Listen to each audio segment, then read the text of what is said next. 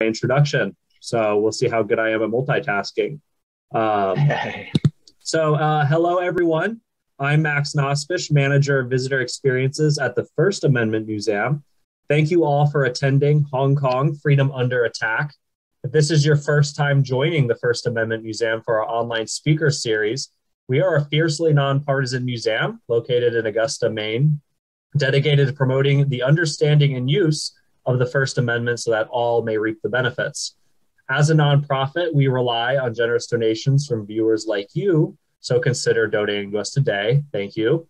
I will be putting the donation link in the chat after the introduction, so keep your eye out for that if you are feeling generous today. This evening, we'll be doing things a little differently than we normally do for our speaker series. Tonight, I'm joined by not one or two guests, but by three panelists who have generously donated their time to have this conversation tonight. And this conversation is a very important one. A few months ago, we here at the First Amendment Museum received an email from an activist from Hong Kong who told us they wanted to, again, generously donate the last edition of a newspaper called Apple Daily to us. And to be honest, most of us had never heard of it, and I personally knew very little about Hong Kong myself. However, once we learned the story behind Apple Daily and what Hong Kong is going through, and how important the situation is to the wider world, we knew we had to do more. The Apple Daily copy that was sent to us is now on display at the First Amendment Museum, and we'll be discussing why Apple Daily is important tonight if you're not sure. The museum continues to work with activists from Hong Kong as the situation in the city is very critical. I'd like to personally thank a lot of the brave activists who wished to stay anonymous, but who made this event possible by reaching out to the museum and connecting us with Mr. Poon, Mr. Simon, and Mr. Davis, our guests tonight. And I also want to give a special thank you to Mr. Ed Chin of Toronto, Canada, for helping to promote this event on his prominent YouTube channel. Please look up Ed Chin on YouTube to see more of his content if you're interested.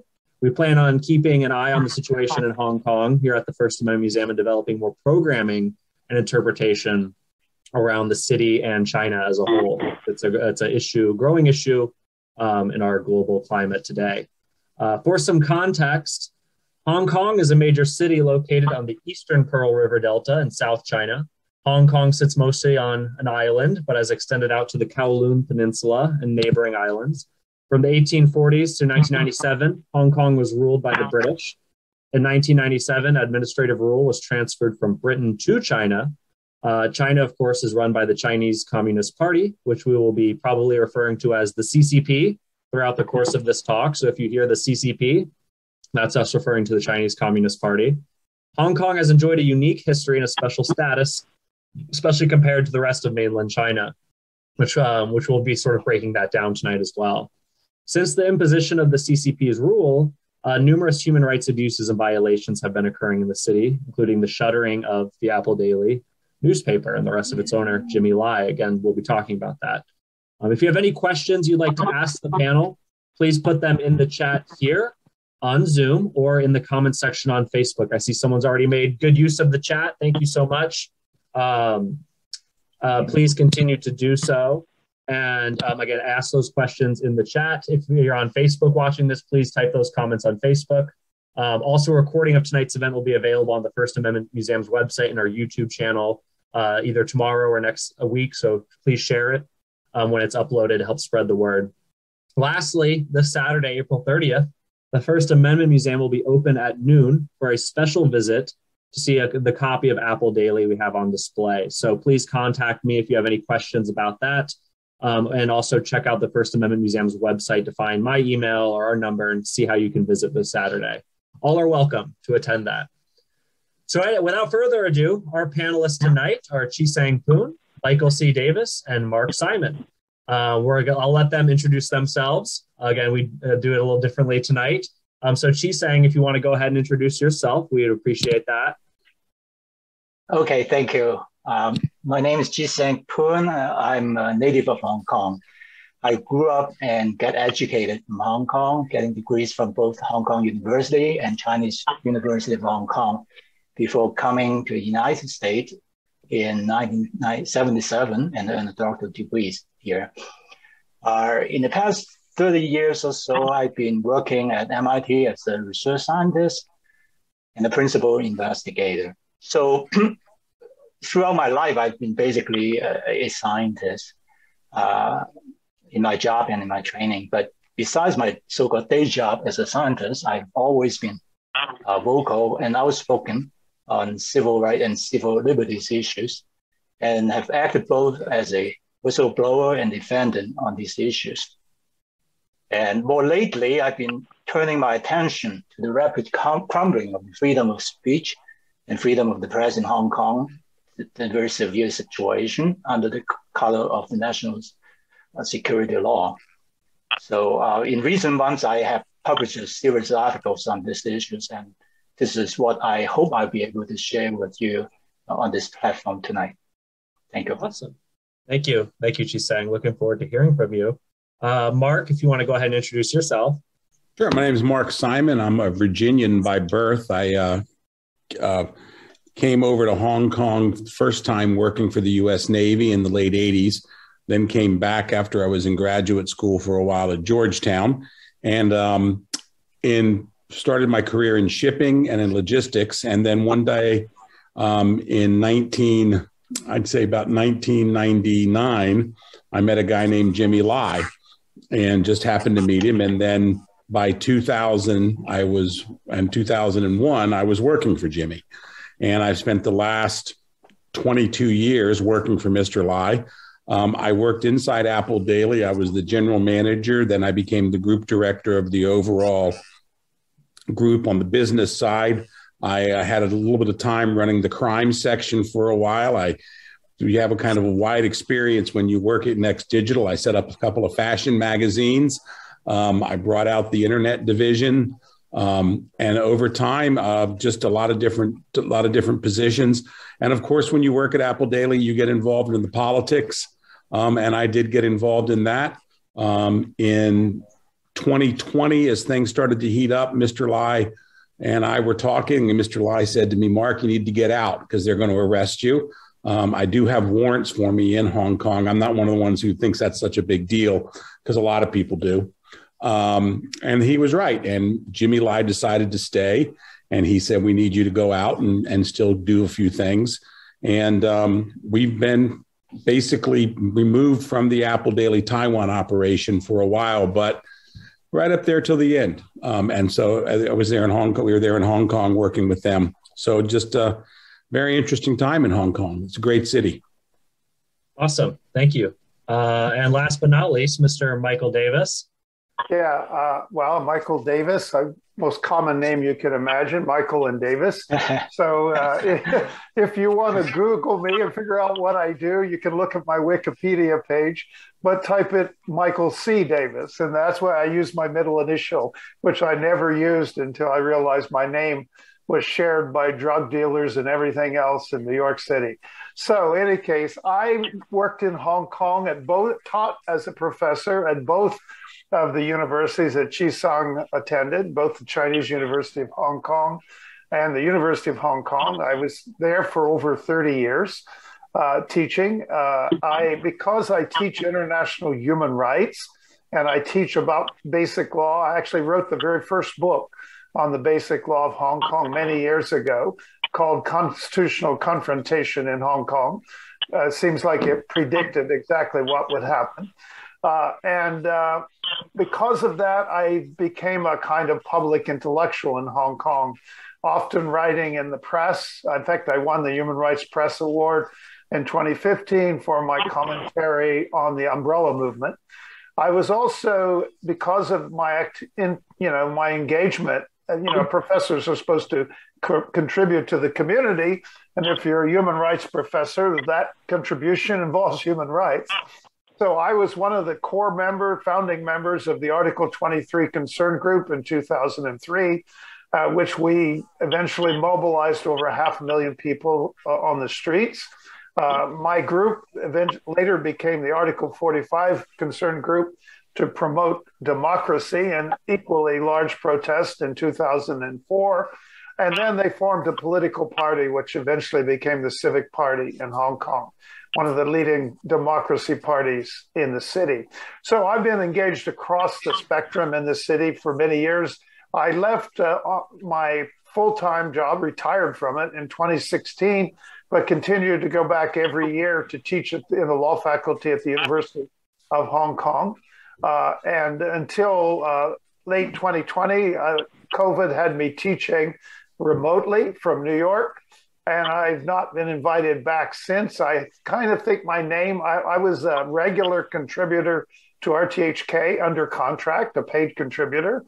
And I've been told by people that work there that my name is blacklisted. So I'm no longer asked to come on and give commentary. I haven't been asked for over 6 months. The story of RTHK is a story as bad as Apple Daily in many ways, not with prosecutions, but with the basic muzzling of a public broadcaster. So this is the kinds of things I do. This is a very small part of it.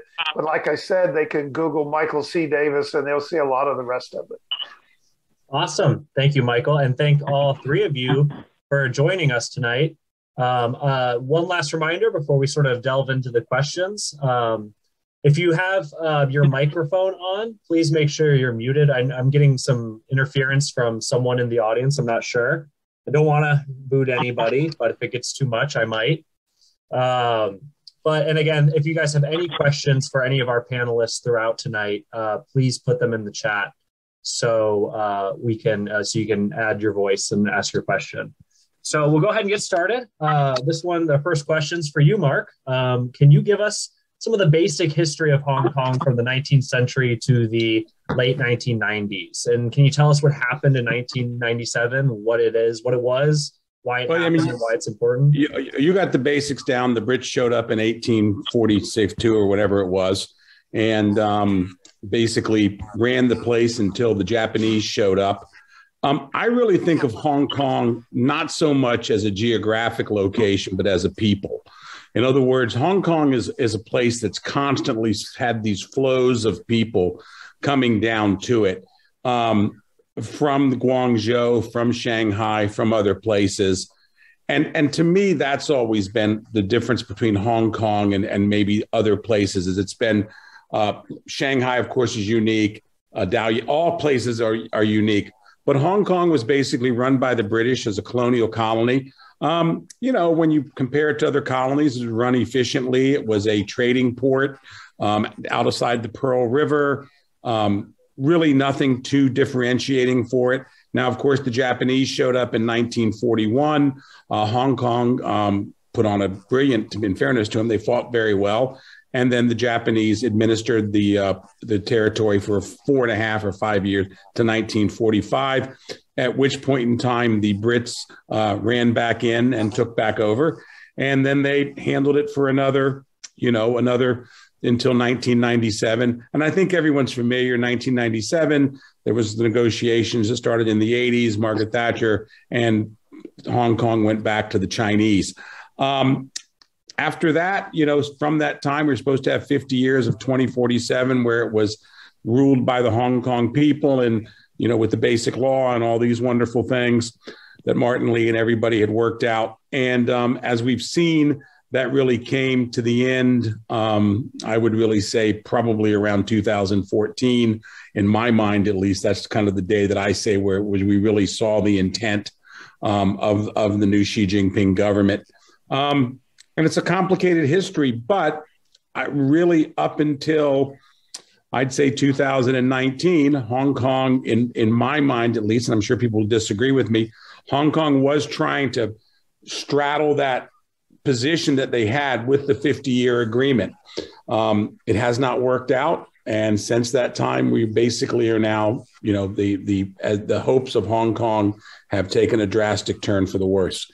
But I always like what Louisa Lim, she's a scholar and an author. I always like what Louisa says about Hong Kong. It's really about a people. I mean, it's a diverse group, huge expatriate population. So it's a very unique place. And that's why I think across the world, you do find so many people who really have an attachment to Hong Kong. Because when you come there, it does take everyone there. I lived there for close to 25 years. Awesome. Thank you, Mark. And sort of speaking of this to this unique sort of culture, Chi-Sang, you grew up in Hong Kong. So could you tell us what that was like growing up there? And can you kind of give us a feel for the city from the perspective of someone who was born and raised? Oh, yes. I grew up in the 50s and 60s as a kid there. And that was a time shortly after mainland China was, taken over by the Communist Party. And of course, a lot of things have changed since then. And during that time period of time, of course, there's a lot of refugees coming, across the border. And Hong Kong was basically flooded with all these folks, who lost their properties and, lost a lot just fleeing, to Hong Kong just for a better life and freedom, of course. And many of them actually lived in very impoverished conditions, like in some squatter settlements. And my family was among one of them. Actually, we lived in a illegally built shelter on top of the rooftop of a residential building. And that's how life was like. And there's no electricity, running water, and stuff like that. So life was actually not that easy during that period of time, but nobody complained because everybody's just lucky, that they were able to make it and, make a living there. And Hong Kong people are remarkably resilient and hardworking. They believe that, as long as you work hard and you're honest and do what you're supposed to do, then there will always a future. There's opportunity with hope of upward mobility. And nobody, complained that much at that period of time. We didn't feel any, oppression or anything. And one thing, as I remember, as a kid, is that the Hong Kong people, place a premium on education. All the families wanted to send the kids to school and have good education. And this is still going like that to this day. And of course, we benefited from a lot of very good school. The schooling is very good because there's a lot of primary and secondary schools, that were built by, the churches, both Catholic and Christian, and the government also, put a lot of effort, on education as well. And so life was happy, and we're hopeful. We all know that if we, do good, study well, then sometime we got a good government job or a big company, then life will turn around. And Hong Kong, actually, the British government also, I think they had a very unique way of governance there. And in that, they have so-called a laissez-faire policy, meaning that, it's a hands-off policy. Anything goes. And that means, there's a lot of freedom, both economically and politically. And we saw, all kinds of speeches and newspapers, from the left and the right, and so on. Everybody can speak out without fear of anything. That was what Hong Kong was like back then. Of course, things have been very, very different now these days.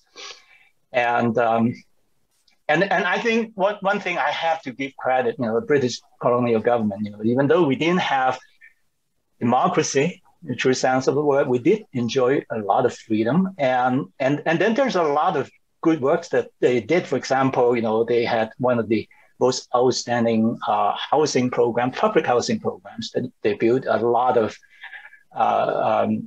affordable, housing for the working families, and that changed life, for many people quite a bit. Of course, now housing is a big issue now in Hong Kong these days. Let me jump right in there and take it over to Michael, because my question for you, Michael, is what were the differences in Hong Kong when it was under British colonial rule and versus today it being run by the CCP, and what lasting impact did British rule have on the city?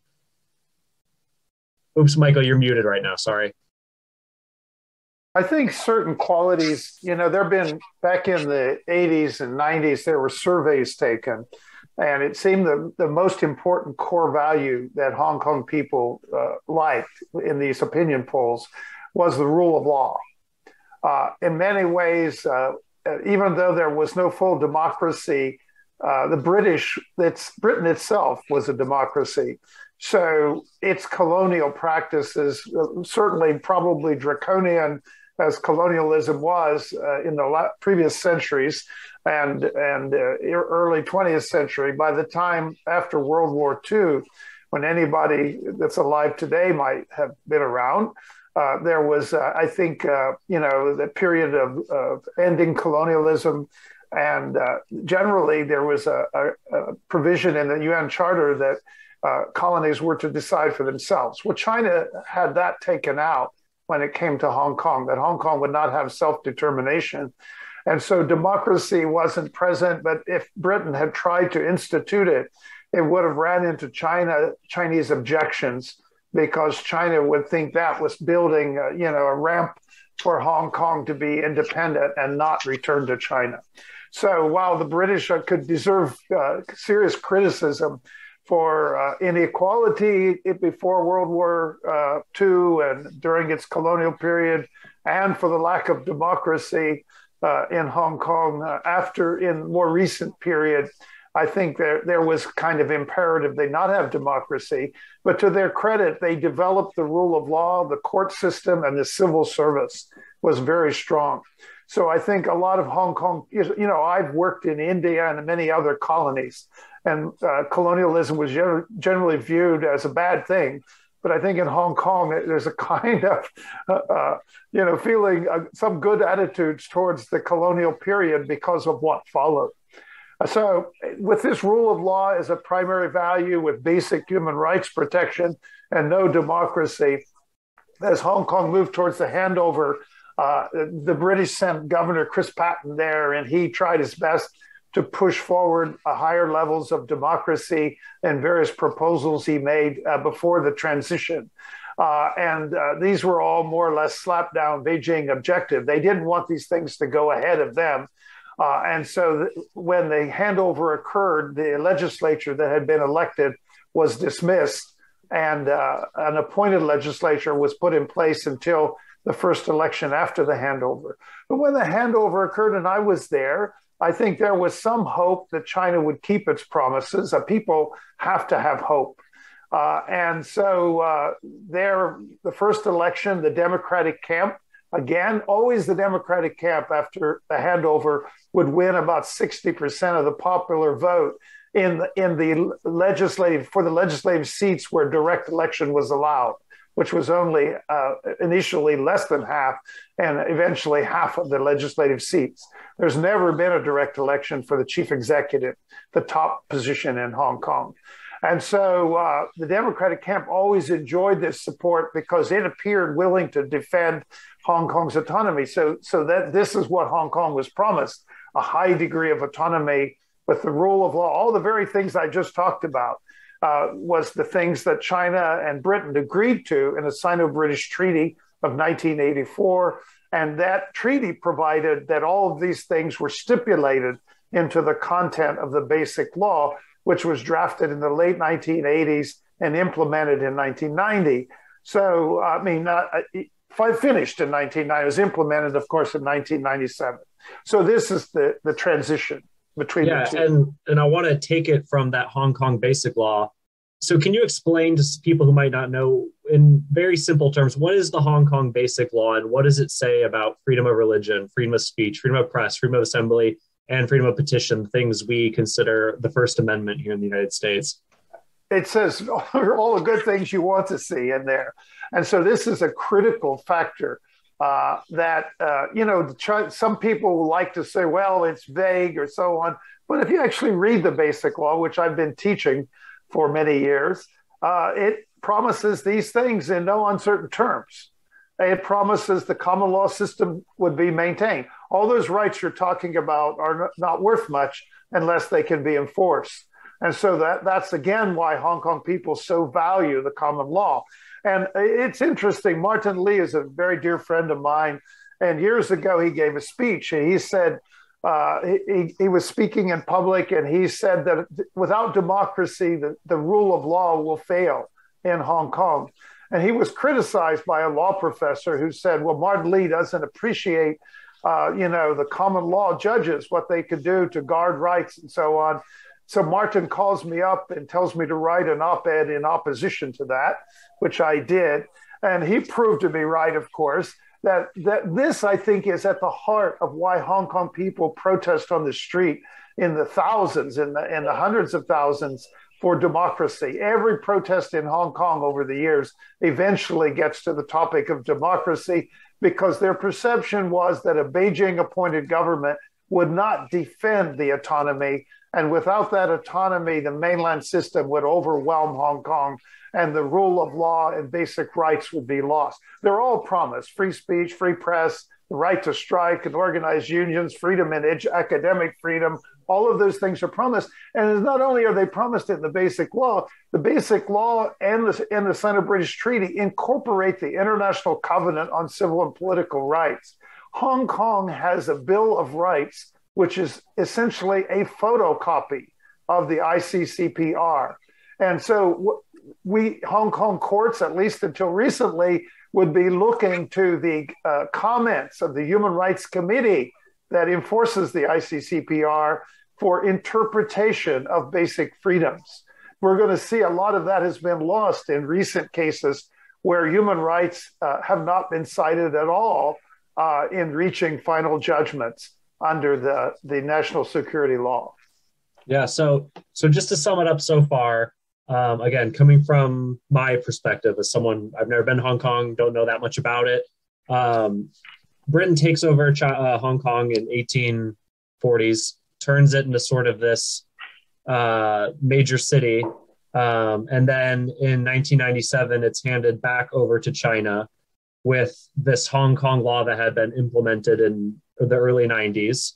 And the Hong Kong basic law served as the, or common law served as the sort of constitution for the city, which had a special sort of autonomous status within China, sort of special, where the Hong Kongers enjoyed a sort of special, again, status. And then after 1997, it's somewhat under the rule of the CCP.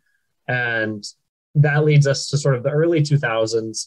And in 2003, there was an attempt to implement something called the Hong Kong Basic Law Article 23. So, Michael, could you tell me what that is and what happened to it? Why does it matter? Yeah, well, what happened is the basic law in Article 23 says the Hong Kong government on its own will enact laws regarding treason, secession, official secrets, and so on, the usual national security stuff. And so the government of Hong Kong, pressed by China to move forward on that, in a way, Hong Kong already had continuing colonial laws that addressed most of these topics. But anyhow, they wanted to press to have their version of it. And so they came up with this proposal where they sort of relaxed requirements for proper judicial approval of searches and seizures and so on, search warrants and stuff. They relaxed a number of other human rights, basic human rights. So this became a cause of concern. As I mentioned in my introduction, I was one of the Article 23 concern group members. We literally sat down in a room. I remember it had no windows, and we sat around and decided what we were going to do about that. And what we decided to do was write a series of pamphlets criticizing a bill that the government had put forward, and doing it in reference to international human rights standards mostly regarding free speech. And in particular, we took a lot of reference to something called the Johannesburg Principles, which talks about the kinds of standards Americans would be familiar with and was embraced by international bodies and so on long ago. So we invoked these things in these pamphlets. There were 9 of these pamphlets. I wrote one, each of us wrote one, and we took them to the street. They were in different colors, so they were called the rainbow pamphlets. And the public went to the street. It was interesting. To our surprise, we thought at most we could make the bill so unpopular that the government not dare to use it. Little did we know the Hong Kong people would step up on this. A group called Hong Kong, I'm trying to remember, a human rights group, an umbrella group was formed, and they would get permits and stuff for protests. and eventually 500,000 people took to the street. The government was still going to push it forward, but then one of their supporting parties also withdrew its support, so that bill was abandoned. So this national security law attempt, 2003, was abandoned.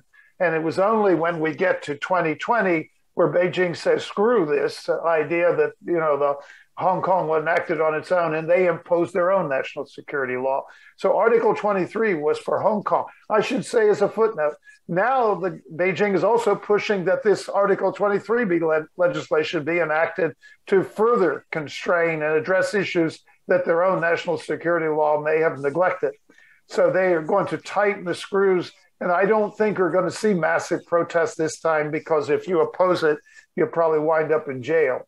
So this has been a very contentious issue. And none of the governments since 2003 would even touch it, because they knew they would have mass protests on the streets. But now, of course, mass protests are not as likely. Mm-hmm. So back in 2003, you're telling me that people used their freedom of speech and freedom of assembly to essentially pressure the government into bending to the will of the people. Yeah, and I would add a footnote here. Because the Hong Kong government is kind of appointed by Beijing and by pro-Beijing people, so-called patriots are in the government, I think Hong Kong people have never had confidence that this government would defend their rights. And so public assembly and protest has been the only way that Hong Kong people, other than the media and the courts to some extent, to defend the basic rights of Hong Kong people. So the people, a society under colonialism that was practically apolitical became very political. But in a way, Beijing owes itself to blame for turning Hong Kong into this kind of mass protest society, because they kept interfering in Hong Kong affairs, and the people took it upon themselves to guard their basic rights. Awesome. So, Mark, you were at this time, you were working in Hong Kong in the 2000s and throughout the early 2010s, 2014.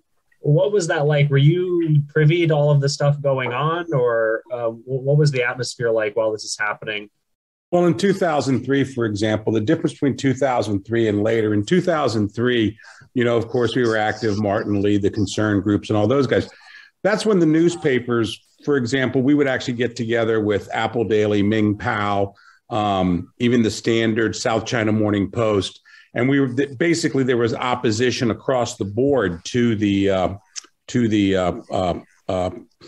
Article 23. And so just a series of massive, you could put advertisements in almost every single paper, with the exception of some of the more pro-Beijing papers wouldn't take it. But basically across society, you saw tycoons putting money up. You saw other people were opposed to this.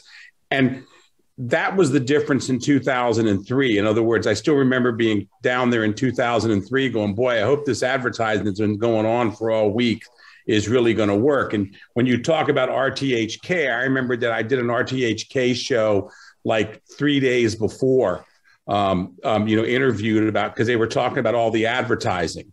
So it was that open. In other words, it was like, okay, all these people are opposing this. Everybody's out there. We don't really mind it. And we had it. You had all these advertisements. If you fast forward that, really even 5 or 6 years later, probably 2 newspapers would have taken those ads, Ming Pao and Apple Daily, because basically the press freedom area, we had just started to see it start to grind in. Look, the way they handle you in Hong Kong in before they just come in and close you down with the police is through economic boycotts. So, for example, when I was the group director and the general manager of Apple Daily, that was my bailiwick. I ran that.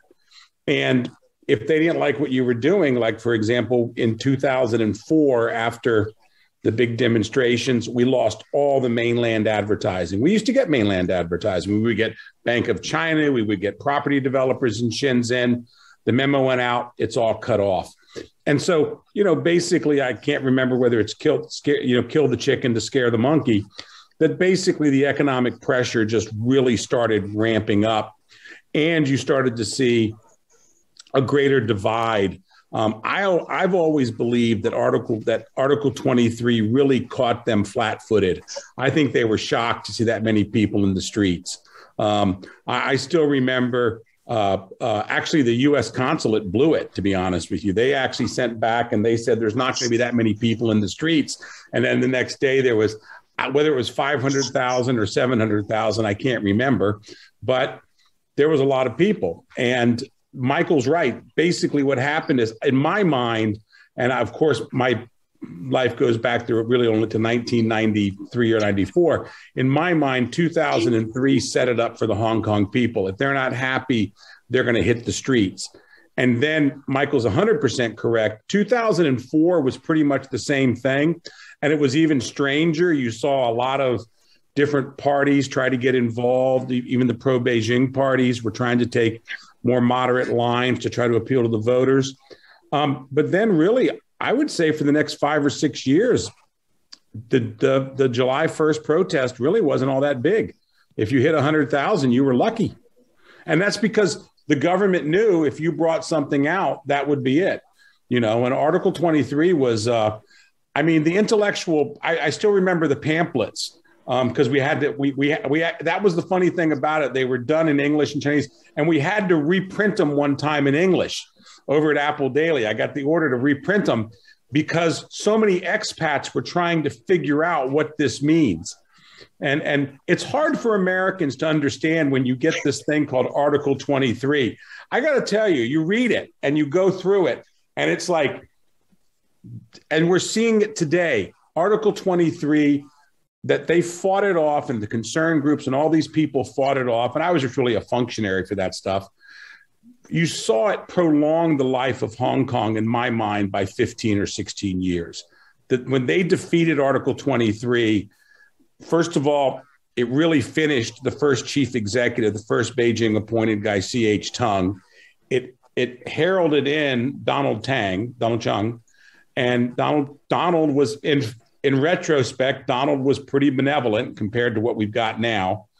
But even after that, nobody would touch it. It was an amazing thing. They just knew it wasn't going to go anywhere. And they knew if they pushed it, you're going to get 600,000 or 700,000 people in the streets.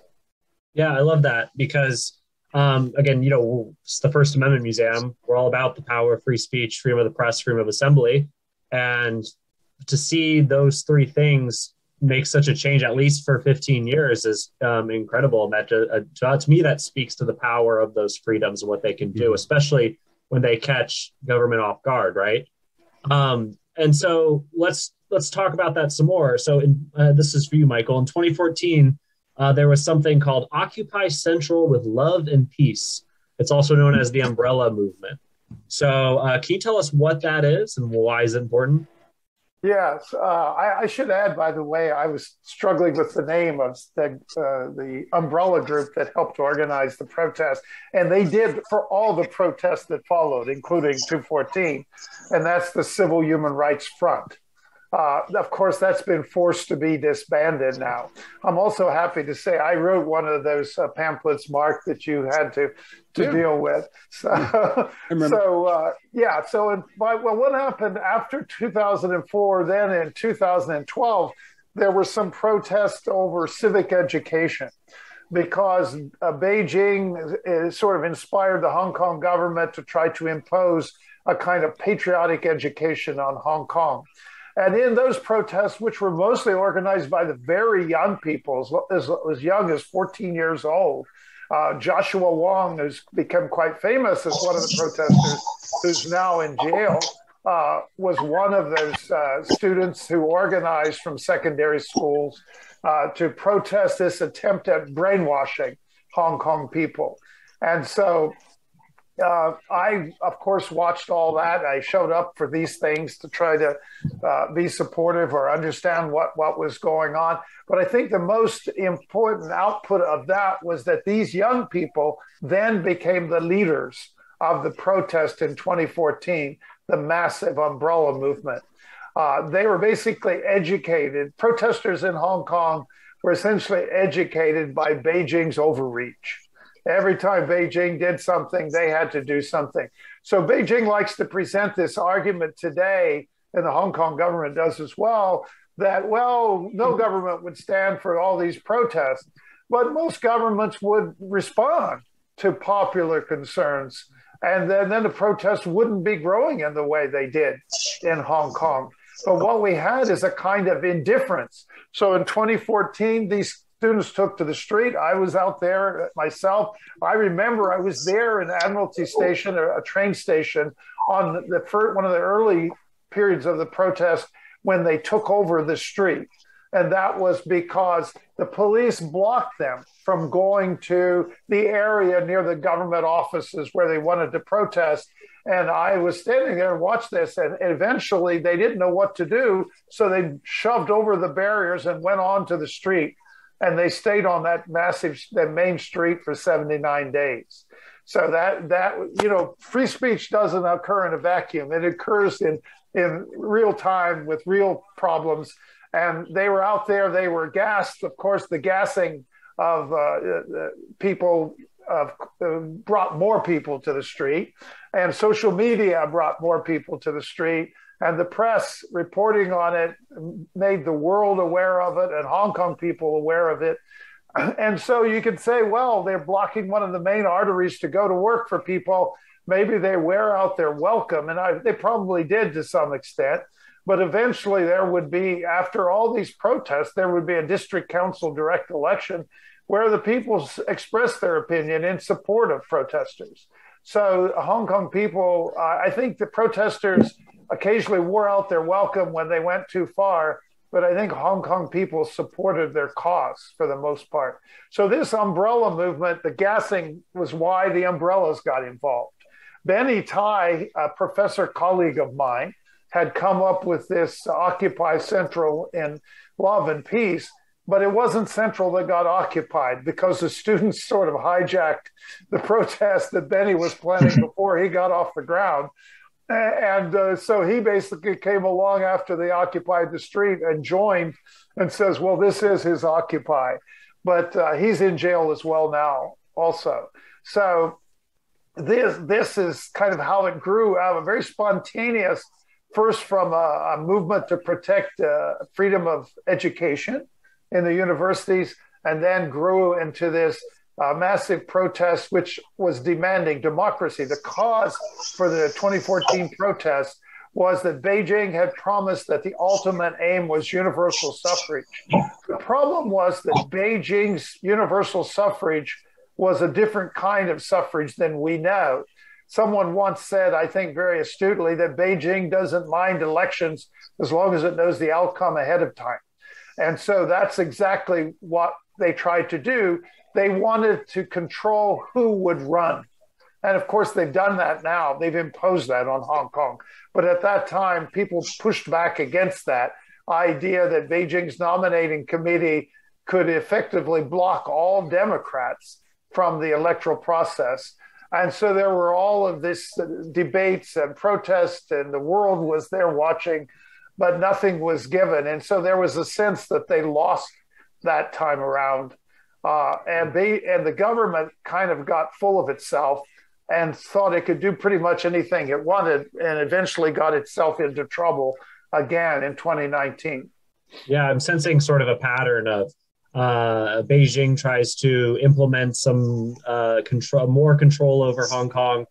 Hong Kongers use their freedom of speech, freedom of assembly. They take the streets, and there's this tete-a-tete sort of going on. Yeah. And before we get to 2020, there's one last thing I want to talk about before we get to the meat of the national security law. In 2017, Carrie Lam, I think I got that name right, became the first female chief executive of Hong Kong. In 2019, she proposed the Fugitive Offenders and Mutual Legal Assistance in Criminal Matters legislation bill, which is a mouthful. That led to mass demonstrations. So can you tell us who Carrie Lam is, and why did she try to pass this long criminal matters legislation bill, and why did it cause so much more controversy? Well, Carrie Lam is a former civil servant. I mean, she spent her whole career as an administrative officer in the Hong Kong government, sort of fast track kind of person that you see in the Hong Kong government. which over the years, many of my students would aspire to. It's kind of the best job you could get. So she came up through that system. It's hard to know how she got to the views she has today in light of the very liberal education she herself enjoyed in Hong Kong, as Chi Song has pointed out. That education was a very attractive thing, and our universities taught the same kind of liberal education that Americans get. So she was the benefactor of all that. In the 2014 protests, she was the chief secretary, which is the second highest position in the government. And she was charged with negotiating with 3 of the student leaders, which was done openly on television. Of course, they wouldn't do that today.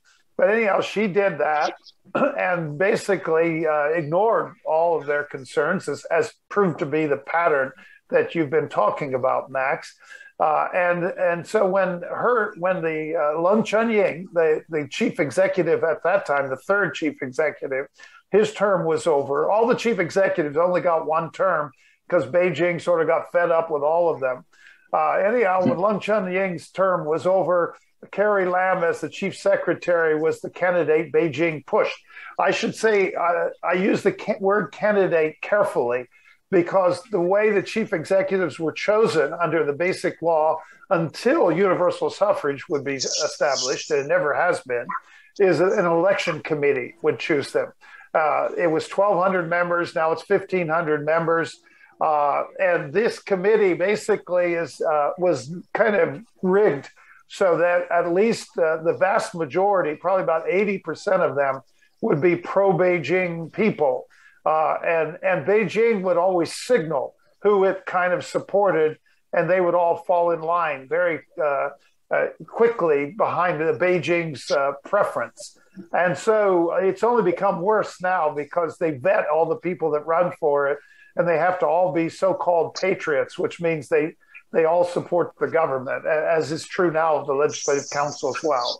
But in any case, so Carrie Lam was chosen by Beijing through this election committee, and she became the chief executive. And the Article 23 stuff still lingered there, right? And so she kind of apparently thought, oh, well, why don't I push this extradition bill that you described that would allow Hong Kong, people in Hong Kong, not just Hong Kong people, anyone in Hong Kong to be extradited to face criminal charges on the mainland. And there never was. For years and years, Hong Kong tried to negotiate an extradition arrangement with the mainland, but never could do it because under Hong Kong's pre-existing law, to extradite somebody, you had to be sure their human rights was protected. And Hong Kong would never feel confident that human rights would be protected in Beijing. So this was her then suddenly pushing it through. She used the excuse that she was opening up to extradite to Taiwan as well and other places in the world. And one case had come up where a guy from Hong Kong had murdered his girlfriend in Taiwan. And she was trying to claim that that's all she was doing, except she included Beijing in the thing. And that's what people were protesting against. And so this caused huge concern in Hong Kong. And this was the trigger for those protests. Those protests eventually would expand because of police brutality, that they would want the police to be investigated. They made 5 demands, including police investigation, dropping charges of rioting against protesters, dropping this extradition bill, and ultimately importing universal suffrage. Only thing that was given into on all of that was the extradition bill was dropped. And then Beijing, of course, imposed something even worse the following year. But that's sort of what we got into this, and that's who Carrie Lam is and what she was trying to do.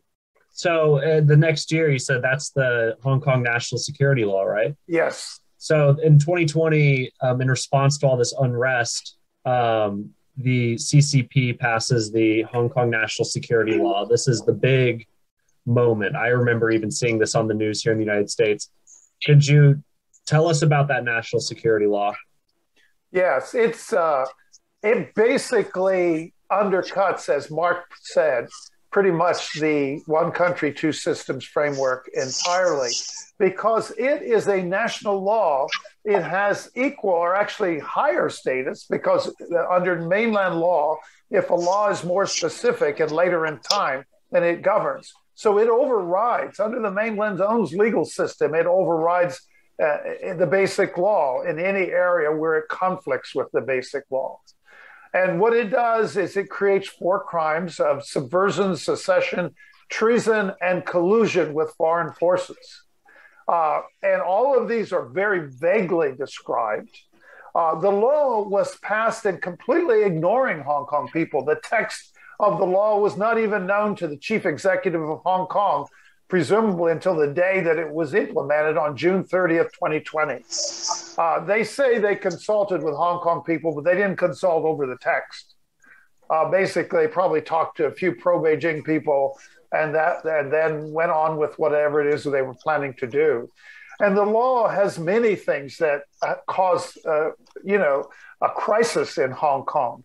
It provides that the judges who hear national security cases will be selected by the chief executive. And if a judge does anything, who's a selected judge does anything that Beijing thinks threatens national security, then that judge will be dismissed from the list of selected judges. So it creates, the basic law had articles in it that said mainland departments shall not interfere in Hong Kong, and mainland laws, except a certain limited number in Annex 3, shall not apply in Hong Kong. This was part of guarding Hong Kong's autonomy.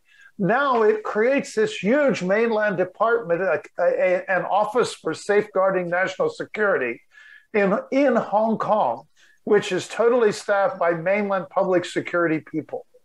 And these people are like a secret police. They've taken over a big building, and they have nothing to do but chase down and find Hong Kong people that they think violates national security, which seems to be anyone who opposes the national security law or speaks out in any way. They also create a committee chaired by the chief executive of Hong Kong, a committee for safeguarding national security, and it has a mainland advisor who is the head of the local Beijing office in Hong Kong.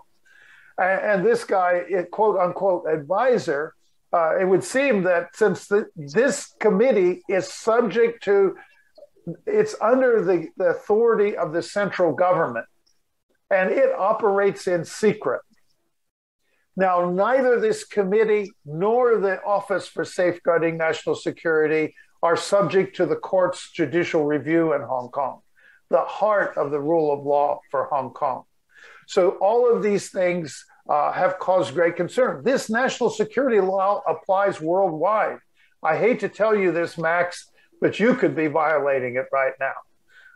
And so anybody, anywhere in the world who does something that they consider subversion, secession, advocating secession, terrorism, or collusion, this is where your risks are at, because you're a foreign force.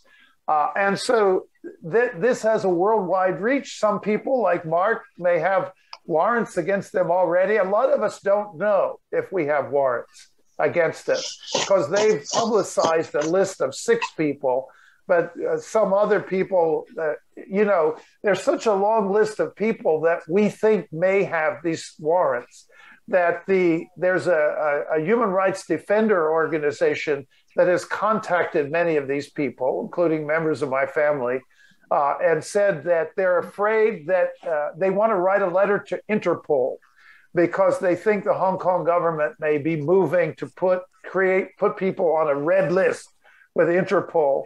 And Interpol is not supposed to enforce laws involving political crimes. So they want to make sure that the Interpol knows that this may occur, okay? So these are the reaches of this law, and it's been applied. In the very first case, a Tong In Kit case, this guy drove his motorcycle through some police cordons with a sign, "Liberate Hong Kong, Revolution of Our Times." They separated out that quote on a flag that he was carrying, and they said that this was a violation of the national security law. And they did not at all, even though the national security law itself says that the ICCPR will continue to apply and so on, the basic law, they did not even mention human rights. And we all know, as you probably know well, at the First Amendment Museum, that the principles like the Johannesburg principles say that it's not enough that you speak and shout and make noise, that there has to be some risk of violence before your speech should be silenced on national security grounds, or that you should be punished or in jail for it. So This is what the national security law does. And it's created fear across the city. They put pressure on the courts. They've publicized in the newspapers, pro-Beijing newspapers. I once got a whole front page of the Dagong Bao myself for my meetings in Hong Kong.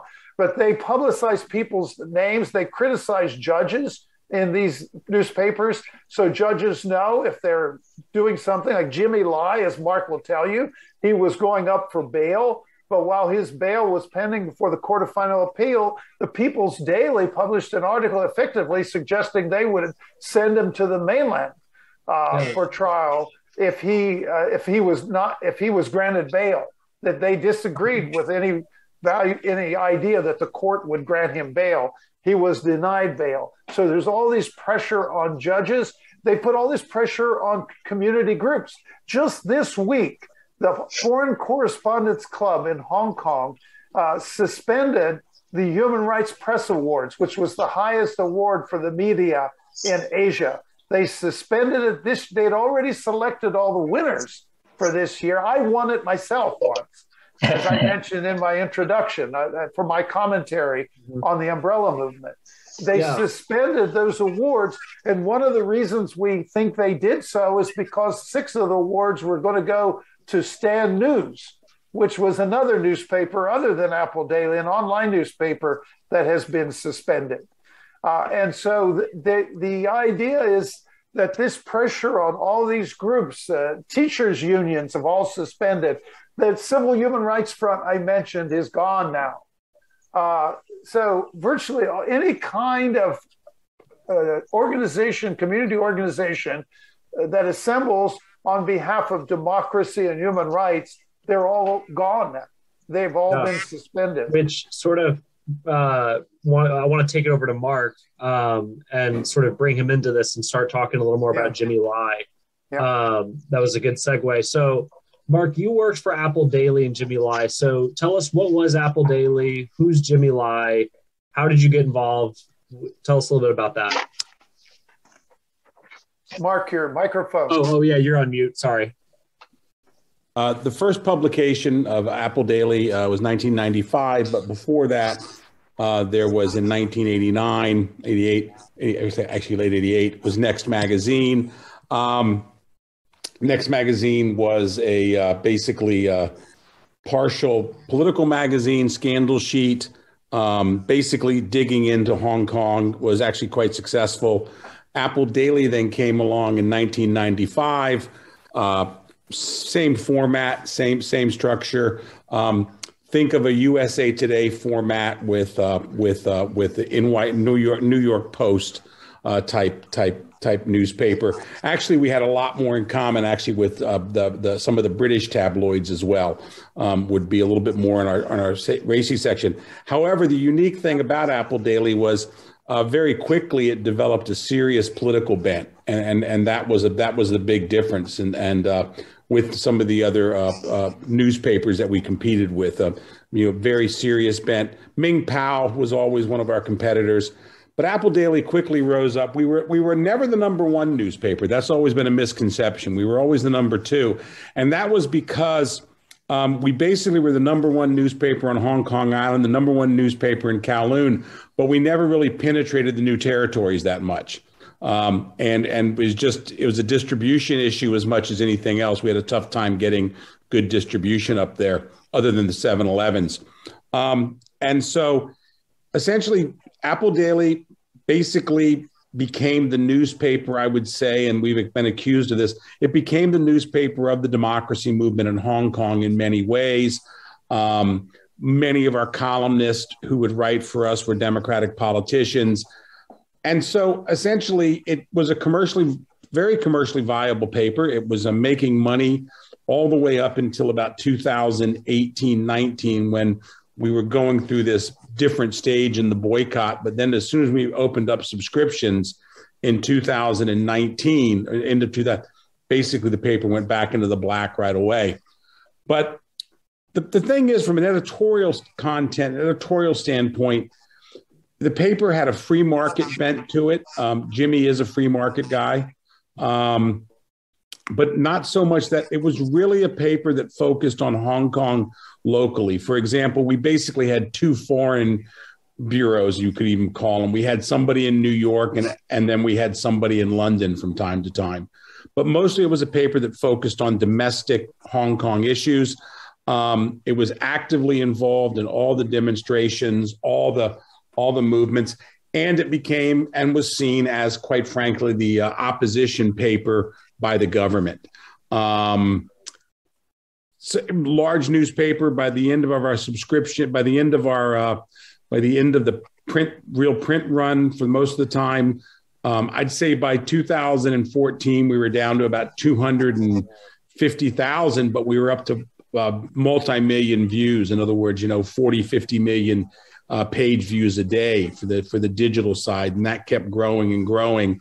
But it's hard to describe Apple Daily other than say, for the Americans, think of a New York Post with basically a little bit more serious political section, and that's how you describe the paper.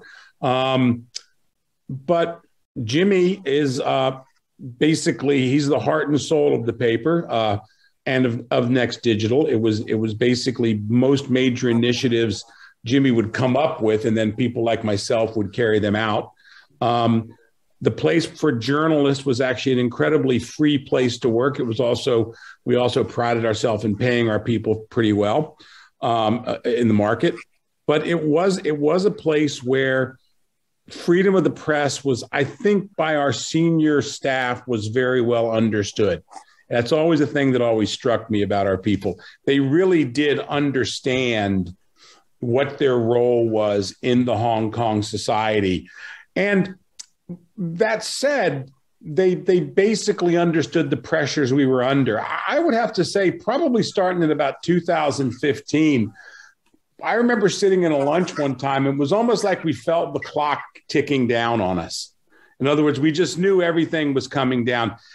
All the banks had left us for advertising. All the property developers had left us. We had, for the first time, seen some of the big multinationals who were the last people advertising with. They were starting to pull out. I remember Mercedes-Benz pulled out because the pressure from the mainland was so much. And, so press freedom in Hong Kong, really, we started, and to me at least, I still remember 2015, we really started to see in our minds where it really started to get pushed down. Chi Sang probably has some views on that as well, so I'll defer to him if on that, because as an activist and people like that, what papers did they look to? What things did they along those lines? Yeah, we'll get Chi Sang here in a moment. And so, as far as I know, Jimmy Lai, he had this sort of interesting upbringing, like a sort of Horatio Alger, rags. Yeah, that's a long story. Look, he came over in a boat.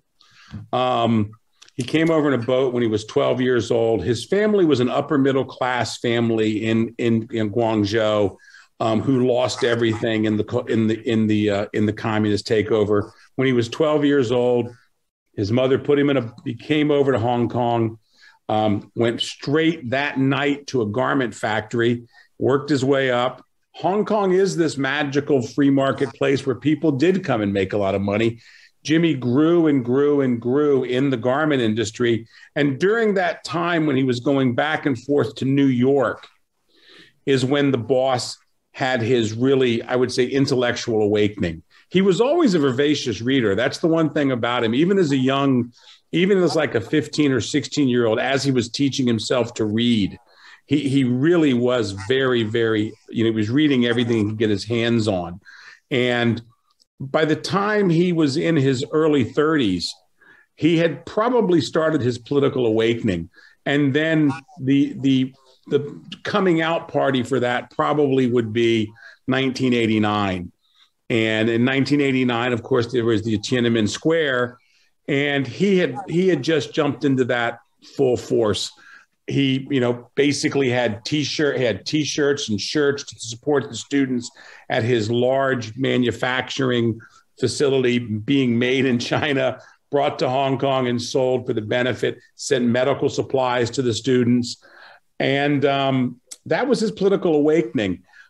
He was already dabbling in the media when Tiananmen happened, but he didn't know exactly what he wanted to do in the media. He couldn't decide whether he was going to go into business publications and press, go for a regional idea of things. And he was very funny. He always tells people, he said, he really thought up until about 1987, 88, hey, I can open some publications in China.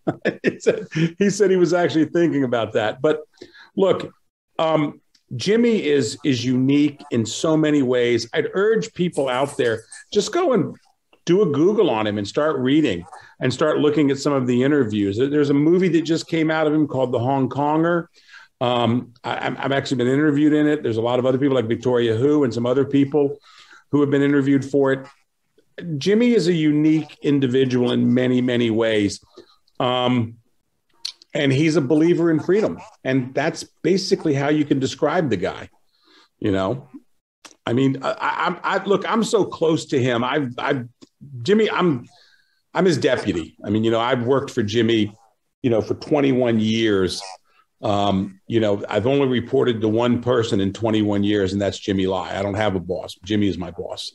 And, I've been the group director for him. So it's hard for me. It's very hard for me to just quickly describe Jimmy. Sure. He's not complicated. He's very simple, but that simplicity in him is very, very hard to push across. I don't feel myself capable of it very often. This is a guy who believes in freedom. He believes in freedom for others. He's sitting in jail. He could have left. He was encouraged to leave. The communists talk to us all the time at Apple Daily. They're very transparent, in how they communicate with people they don't like or they don't deal with. Jimmy was very much encouraged to leave in 2019. And by 2020, it was too late. He had made his bed. So could you tell us a little bit about what happened in 2020 to Apple Daily? Well, Apple Daily, essentially, Apple Daily was considered a problem in 2019. If you read China Daily, if you read some of the Chinese papers, we were basically seen as an instigator for terror. And that's when the raid started. We had one raid we had the raid in 2020, the first raid. They came in the office and, 400 cops, they arrested everybody, arrested Jimmy, and then walked them around. And from that time out, Apple Daily was basically under threat the entire time. The irony is the more pressure they put on us, the more subscribers we got. In other words, when we closed down, we had 661,000 subscribers, all paying, quite frankly, about $6 on average a month. We had basically 3 times the subscribers of the Washington Post in a smaller market. So we were financially fine. Near the end, what happened, I guess all the other things are a lot of skirmishes and battles. Near the end in June, in May, they basically came to us and they stripped Jimmy of his voting rights in the company. I'm sorry, in April of 2021, they stripped him of his voting rights. They basically, the national security law they used, Michael can explain it better, but they basically used the national security law to not seize his shares, but strip him of the voting rights. Jimmy owns 71% of the company. And from that time out, basically we saw the end happening. And so they came in one more time. They arrested all our senior editors, Chung Kim Hong, Chen Pu Man, and some of our other senior executives, Mr. Lam. They arrested them in June. And quite frankly, the writing was on the wall. And the wonderful thing is, we were having phone calls daily. Our board of directors was incredible. We were very lucky who we had on our board, who we put on our board of directors, because they were in the US and in Taiwan. And quite frankly, we basically got raided one more time. There was a hard cutoff, and they wanted the paper shut by July 1st, 2021. That was a very hard cutoff. It was communicated very clearly to our people, but they had seized our bank accounts. They had frozen everything by that time. We were just running out of money. I still remember a conversation I had with a guy in Australia who sells us our ink. And he was like, Mark, will I get paid? And I said, probably not. And he said, okay, Mark, I'm sorry, I can't send any ink over anymore. So we actually closed up with newsprint ready to go, but no ink. So the decision was made by a lot of young staffers very bravely to print the last 2 days. And on the last day, they printed 1,050,000 copies. And they sold out, which you have one of, they sold out in about 7 hours, I was told. And, an emotional farewell, an emotional goodbye. And the next day, we basically were shut. And within 2 weeks, a liquidator was appointed, and they closed a viable, ongoing business with 502 million Hong Kong dollars in the bank. And they said we were unviable. The only thing I'd point out is, to this day, Apple Daily Taiwan, which was the weaker financial paper we had, is still operating. And so in other words, the whole premise of shutting down Apple Daily because it was mismanaged and all these things was ridiculous. But no, it's actually, I think it's a story for press freedom that we're going to see for a long time. Jimmy won the Glenn Eiffel Award from the Committee to Protect Journalism, and Apple Daily themselves just won the Overseas Press Club Award that was actually awarded to them last week. We had a few staffers show up. And again, when you talk about the activist, and Chai Sing can tell you probably better than what Chai Sing can, is we had a tough time we have probably 50 or 60 Apple Daily people in the US right now. We had a tough time getting people to show up, because people didn't want to have their faces and didn't want to be seen at the event.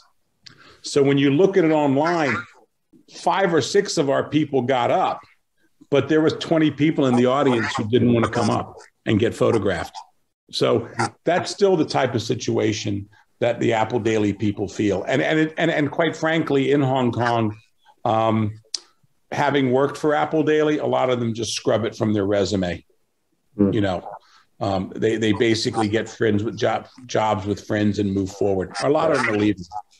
We've had about 150, I was told about a month ago, about 150 Apple Daily employees out of about 900 have left Hong Kong. Mm. Wow. So, Chi-Sang, I want to bring you in on this because we've heard from Michael, we heard a little bit from Mark. I want to know what made you want to speak out about the situation in Hong Kong, given the national security law in 2020, given what happened to Apple Daily, given what happened to Jimmy Lai. What made you want to speak out, and what have you done, and what has the response been? And by the way, you're muted now, so you have to unmute yourself. All right. Okay, thank you very much. We heard a lot about national security law, and Michael did a marvelous job explaining, gist of it. I think the most terrible thing about the national security law is not only the law or the offenses themselves, it is the total corruption of due process in processing those laws. Because one places so much premium on the quote unquote national security, is supremacy, overrides everything, including human rights. So once you talk about national security, everything becomes secondary. It becomes absolute zero tolerance, and nobody knows what national security really means. It's so arbitrarily defined, it's all-encompassing, and it's subject to abuse of authority. And the legal procedure was draconian, including total denial of bail. And freezing of assets, is basically a death penalty. And that's what's causing Apple Daily and Stand News to, stop operating, even though they steal a lot of money in the bank. And once the case is assigned only to national security designated judges, and also with a denial of jury trial, basically the case is doomed because it's all decided by political appointees, and so on, with zero tolerance when it comes to national security. And then the stiff sentencing that comes with it, really is scaring people off. So with all of that in mind, I think, one thing that we still can hold on to, which is sort of the good news, bad news side of it, is the fact that speech freedom and press freedom is pretty much protected, even under the national security law. Now, this is something that not too many people, is aware of or, would believe in, because there's a lot of propaganda. There's a lot of misleading claims by both the government, the police, and even the court make, wrongful judgment in some key landmark cases. So when I started studying all these situations, it just blew my mind how little one really understood what the law talks about. Now, bear in mind, this is a brand new law, to people in Hong Kong, including all the lawyers, or even including all the law enforcement folks, and also even the courts and judges, because people never saw it before, and all the cases were processed according to common law, and nobody knew how this national security law would play out in court. And so all these cases are starting to make, precedents. These are all landmark cases. Now, what drew me into this, at the beginning, was after the raid of Stand News, charging them with the so-called conspiracy to publish seditious publications and something like that. And then I was caught by that, and so I started looking in. That's the first time I started looking into the law, the statute, and all of a sudden I discovered there's so much in the statute. Now, this is a colonial era kind of crime ordinance. It's originally it's not part of the national security law at all, but they made it national security anyway, thanks to a court of final appeal case just, a couple of weeks before that. And when I look at the law itself, well, I started finding, there's a provision for statute of limitations, 6 months in the law. That was end of December when they shut, Stand News down. And I recall Stand News, board of directors already resigned more than 6 months ago, and the statute of limitations 6 months. So I checked the dates and everything. And lo and behold, the statute of limitation already over by a few days. And even the day before, they, tried to add the same charges to Apple Daily, Jimmy Lai, and all the other board directors, the same charges, after they already placed them on, collusion with foreign government and stuff like that. It was a late afterthought. Now, why did they do that? That's all because of the landmark court of final appeal case that was decided 2 weeks earlier that made sedition offense a national security offense. Then all of a sudden, the government thought, they have the ammunition they needed to charge people with sedition, and then started applying all these national security proceedings, this draconian proceedings. And this is only way you can force Stand News to shut down. But of course, they have to do it in a hurry because they have to go get the court's, order and stuff like it takes time. And then 2 weeks after, they made a hurry and then did all this thing. But game already over there. So that's the time I began seeing, how ludicrous all this operation was. The law enforcement and even the Department of Justice, they were not following the law themselves. They should know, because this is such a low-level judicial mistake. In law enforcement, everybody would be able to pick that up, first time. So I was intrigued, and so I started saying to myself, okay, I got to look into this more and more. So the more I look into the law itself, the more I discover there's so much in the sedition law that the law enforcement didn't tell you. Because, for example, there is they only tell you, okay, you're in violation of the law because you have a seditious intention. But what they didn't tell you is that there's a separate clause, which is a safe harbor clause to tell you if your intention is just to point out, government errors with a view to correcting or remedifying those errors, then you are not, this is not an offense. But the police never mentioned that. And sadly, many of the defense lawyers never used this clause in the defense. So that was a shame, because that would provide a huge protection, to the defendants. But given the lack of due process, in a court because of the situation, even if you invoke that safe harbor clause, it's probably not going to be any good, because the judge would basically be telling you, oh, okay, because sedition is such a subjective thing, it's entirely up to one single national security designated judge, and they can make a call. There's no way you can, defend yourself.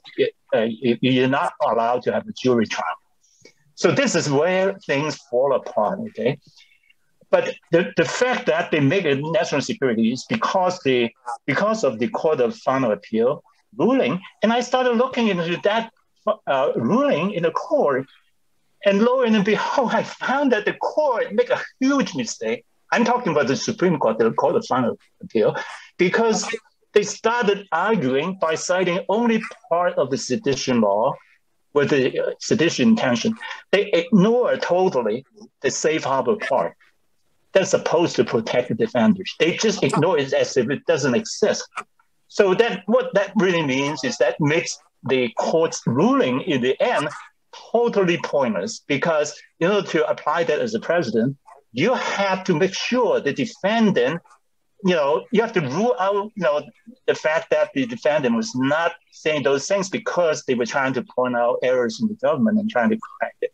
Because this is a law written in sedition statute.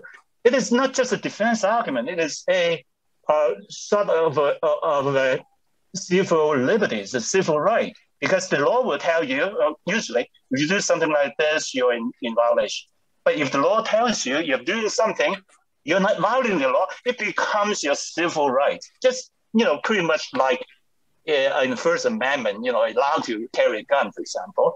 This is something you can do. So in order to apply the sedition law, you have to rule out that civil right. So that becomes a huge, huge mistake.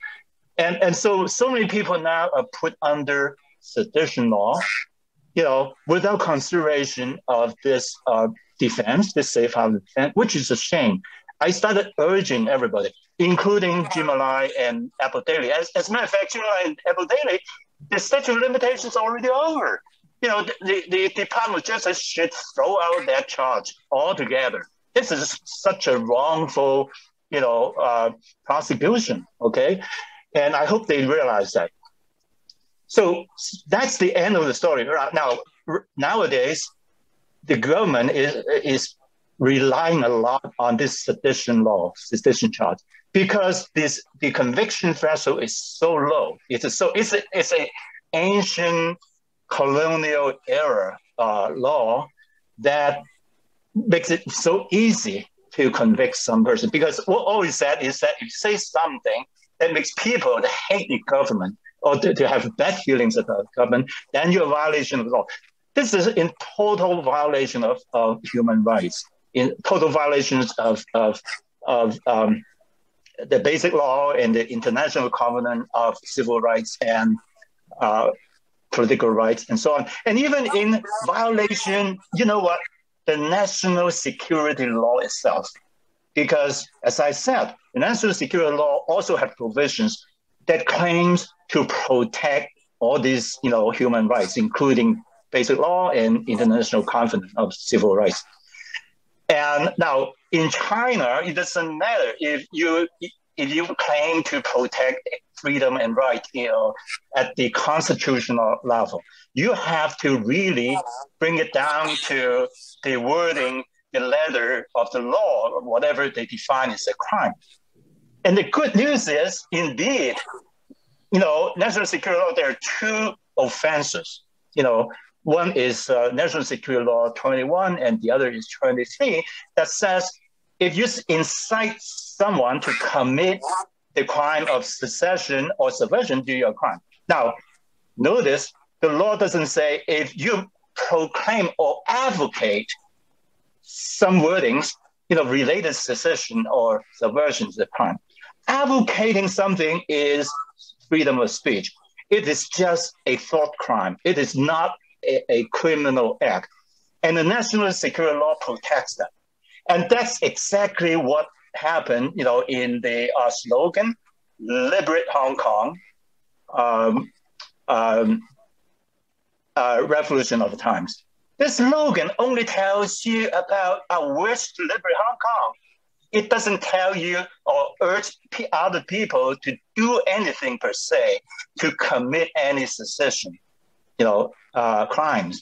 As long as your speech or your writing doesn't contain any wordings to encourage or incite other people in specific actions like that, then you're fine. We're just preaching. We're just talking about, even if you're preaching, about, secession or Hong Kong independence, it's just a thought crime. So under National Security Law 21 and 23, you're not committing a crime. But the law enforcement and the court wants you to believe otherwise.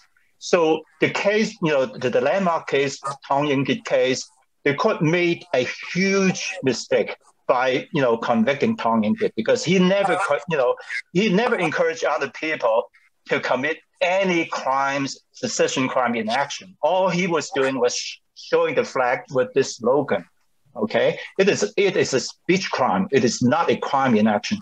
So I really hope that the court can overturn it in some way. But unfortunately, Tong Yin-kit, already, gave up, the appeal.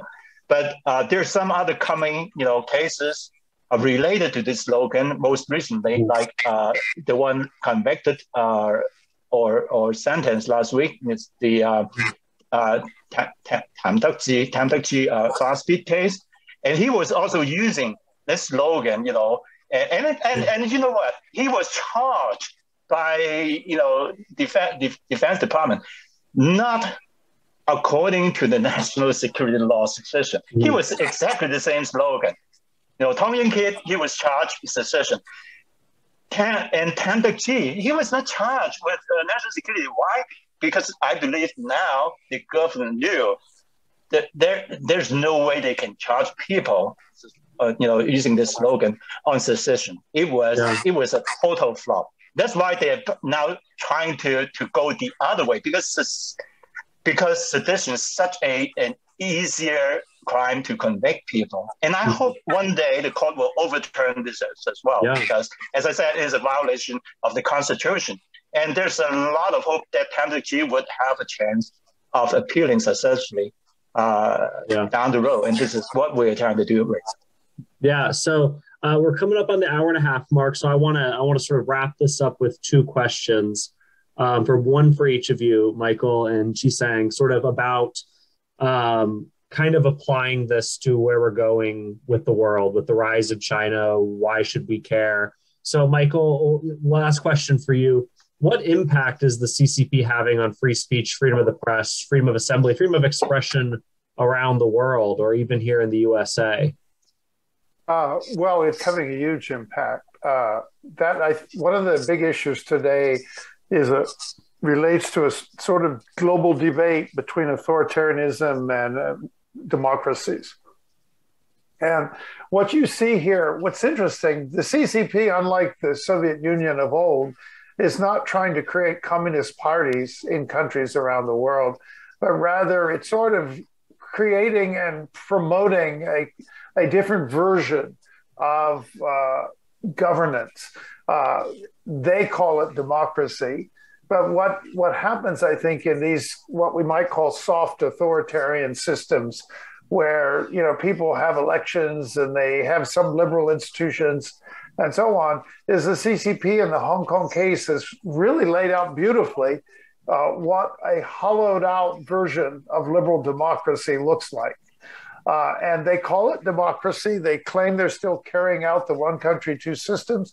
And I've argued this in a number of writings and so on, but it was struck today. I read the newspaper that in the Solomon Islands, they literally have just reached an agreement to provide some kind of security arrangements with the Solomon Islands. And people there are worried that they're going to encourage the existing government to import the Hong Kong approach of hollowing out institutions that the people there might favor regarding democracy and liberal institutions such as checks and balances and so on. So it's not just speculative. In effect, people are dealing with so countries that have where Beijing has a lot of influence might find the Hong Kong model as a kind of roadmap to a kind of hollowed out version of liberal constitutionalism and the kinds of institutions that we've been talking about. If I may, I would also add that several things that were talked about are available to your listeners in the chat. Mark Simon mentioned this movie. The very first item there by Victoria Hyde, who's my wife, by the way. I should disclose. She's in that movie. That Mark's talking about Jimmy Lai. So if people want to see that movie, it's going to come out pretty soon and be available. And the link advertising the movie is there. Jimmy Lai, Mark Simon mentioned Louisa Lim, a journalist who's just written a book on Hong Kong called The Indelible City.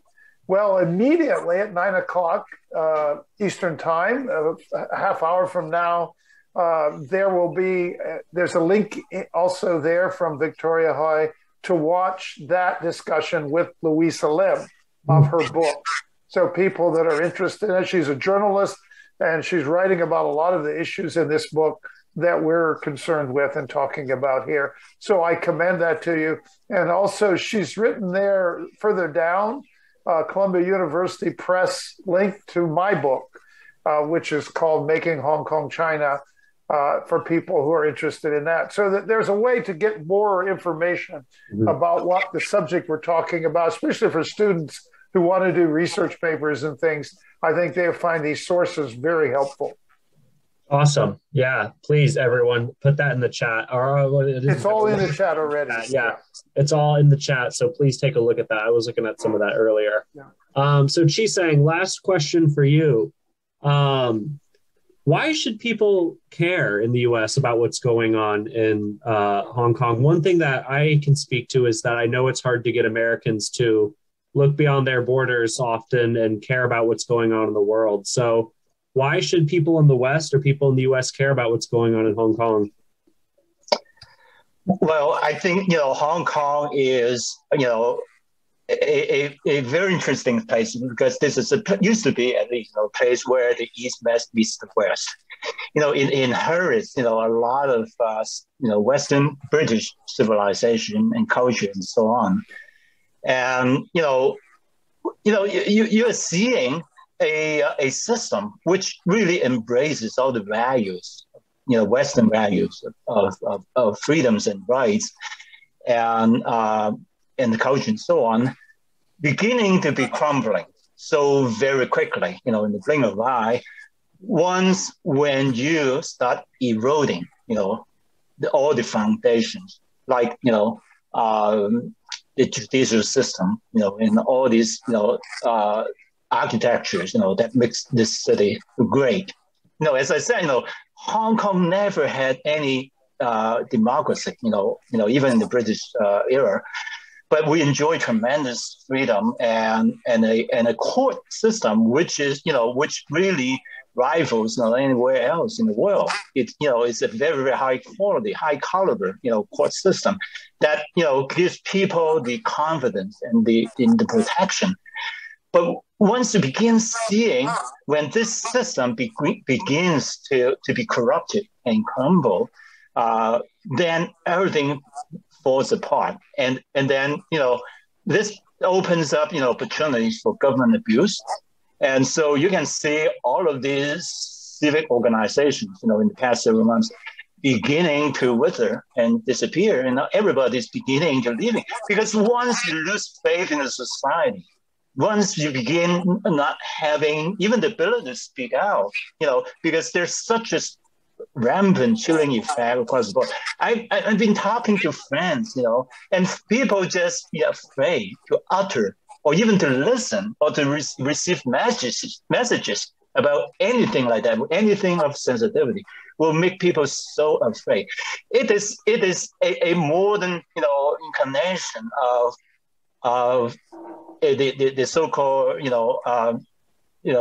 terrible system, the 1984, book, the story, where, you're swapping one set of values with another, and you begin to see how rapidly, things could fall apart, and you lose all these things that you used to value so very quickly. Liberty is something that you never thought of or value or care about until you're under threat of losing it. And we're losing it very, very rapidly, all right. So we are a living testimony to the rest of the world, just how fragile our democratic and our open, society could be once you begin letting authoritarian states to take control of people's life, and it could disappear in a matter of months or years very quickly. So this is a lesson to everybody in the United States and everywhere else in the world. Yeah, I think that's a powerful message to end this on, and something that we should be wary of and take note of. Well, Michael and Chisang, I want to thank you both so much for taking the time. This has been super educational, super informative, super great. And again, thank you from the bottom of our hearts here at the First Amendment Museum for taking the time to do this, taking the time out of your busy schedules to talk to us today. We really appreciate it. Thank you. Thank you. Well, next, I want to thank you for giving so much time and attention to Hong Kong, and standing with all the people there. Yeah, no Michael, should I not schedule a trip to a vacation to Hong Kong since I might be on a watch list or something? Now is now a bad time to go to China. These are the things we have to think about, and I think that's probably a consideration that does actually have an impact on people going to Hong Kong. So there you go.